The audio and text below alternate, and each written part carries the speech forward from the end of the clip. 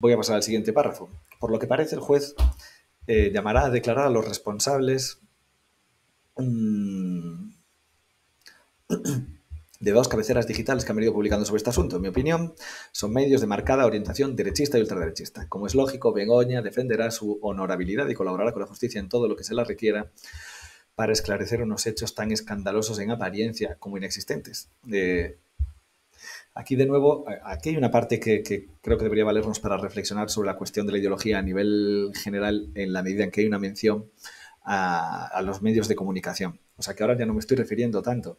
o no me estoy refiriendo en las palabras que podríamos entender que son, o expresiones que podríamos entender que son ideológicas dentro del discurso de Pedro Sánchez, como de ideológico es introducir a su mujer o no, como de ideológico es meter cuestiones personales en el medio, como de ideológico es utilizar expresiones como ultraderechista, como de ideológico es, digamos, introducir la apreciación de que ciertos medios de comunicación son de marcada orientación derechista y ultraderechista, porque podríamos decir que esto es la apreciación del presidente, por ejemplo, a la hora de decir, en mi opinión, son medios de marcada orientación bla, bla, bla, derechista y ultraderechista. Claro, digamos que nadie puede negar que en su opinión lo sean. La cuestión también es qué efecto ideológico puede tener el hecho de que un presidente del gobierno escriba una carta donde dice que efectivamente, en su opinión, hay medios que son de esta orientación. Cómo entra eso en colisión con lo que sea o no sea la ideología. Porque ahí tenemos el rol de los medios de comunicación a la hora de producir ideología, es decir, qué creencias tenemos con respecto a los medios de comunicación, y os animo también a que tengáis en cuenta, sobre todo si muchos de vosotros sois usuarios de redes sociales y más si sois jóvenes, a incluir a las redes sociales dentro de este pack, aunque no sean estrictamente, o sea, son medios de comunicación, pero normalmente la expresión medios de comunicación pues se suele referir a periódicos, radio, televisión, etcétera, pero introducirlos como medio que pueden también producir representaciones ideológicas de la realidad. Es decir, que cómo se deforma, o cómo se, ya no digo se deforma, cómo se conforma, cómo se genera mi punto de vista con respecto a la realidad que me rodea al recibirla a través de redes sociales. ¿Tienen las redes sociales una ideología? Y con esto no quiero decir que tenga un dueño muy malo que dice a las personas lo que tienen que pensar, sino por el mero hecho de ser como son. Las personas, al opinar en ellas, opinan de determinada manera. Y hay unas ciertas tendencias en algunas redes sociales que no están en otras. Y hay algunas tendencias que están en las redes sociales y que no se encuentran fuera de ellas, en la vida cotidiana o en otro tipo de lugares, pues eso, como en los medios de comunicación o en el cine. Porque si nos ponemos así, es verdad que también podemos extender el foco, preguntarnos cuál es el tipo de ideología que hay en el cine, cuál es el tipo de ideología que hay en los medios, cuál es el tipo de ideología que hay en las redes sociales, etcétera. Y de dónde nos vienen todas esas ideas y cómo nos influyen y cómo conforman nuestra imagen del mundo y cómo hacen que sea más o menos interesada. ¿Interesada en torno a qué? En torno con respecto a qué colectivos, con qué errores o con qué potenciales sesgos o zonas negras, agujeros negros, no quiero decir puntos ciegos, más bien. Vale. Forma parte también de esta polémica el hecho de que se haga una denuncia con noticias de periódicos y cómo de legal y verosímil es eso. Yo ya digo que desconozco la legalidad de intentar eh, iniciar o abrir diligencias con noticias de periódicos, lo desconozco, pero me parece importante marcar o sea, sí, marcar, poner una chincheta sobre este aspecto o sea, sobre la mezcla que hay, en este caso, entre el mundo político, el mundo periodístico de los medios de comunicación y el mundo jurídico y las distintas posturas, visiones del mundo, ideas morales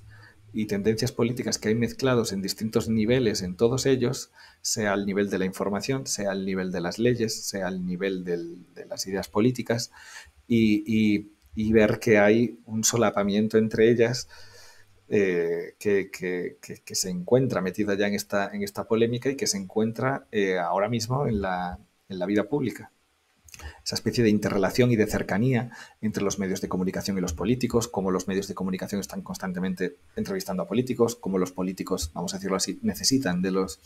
medios de comunicación, cómo un político llega a través de la gente, a la gente a través de los medios de comunicación, cómo hay esa necesidad y al mismo tiempo cómo el político tiene que amoldar su mensaje al hecho de que haya medios de comunicación para que lleguen a mucha gente, pero al mismo tiempo también se dé una especie de mutua dependencia entre el periodista y el político, de manera que muchas veces el periodista es el que pregunta, el político es el que lo critica, es el que establece también una tensión con él, intentando ser un representante de la verdad mayor que el político, pero al mismo tiempo siendo muchas veces un canal ideológico él o ella también, a veces de manera más o menos, digamos, vamos a decirlo así, intencional, es decir, con una línea editorial o con unas ideas muy claras que un medio de comunicación puede tener, y a veces de una forma no tan clara o más matizada o con, digamos, una pretensión de rigor mayor. Pero igualmente esa interconexión está ahí. Basta pensar, por ejemplo, en muchas de las entrevistas que hacen muchos periodistas a los políticos y cómo de pronto pasan a formar parte del discurso de los políticos expresiones que han venido de los medios de comunicación, y a veces no solo que hayan venido de esos medios porque esos medios las hayan publicado por su cuenta, sino que muchas veces han venido de ellos en una, por ejemplo, entrevista de un periodista con el presidente o con un cargo, de forma que ese discurso de ese político ya está influido directamente por lo que el periodista o la periodista en cuestión le ha dicho. De forma que el discurso público se ve moldeado por esa cercanía entre periodistas y entre medios de comunicación y políticos. Bueno, a lo mejor me puedo extender más sobre esto en otro momento porque es un tema creo que muy importante y muy interesante, pero que necesitaría un apartado. Sí. Y bueno, pues ya no digo nada con respecto a las cuestiones judiciales, porque efectivamente también hay una especie bueno, como vemos en este caso, en el que se ha utilizado una noticia, dos noticias de periódicos para intentar establecer un caso judicial. Como vemos, hay una conexión directa entre, vamos a decirlo así, la propia investigación que un medio de comunicación puede llevar a cabo y la investigación que la justicia puede llevar a cabo. Está claro que la que tiene la última palabra es la justicia, pero estamos hablando de la influencia que se puede dar entre ellas, y que las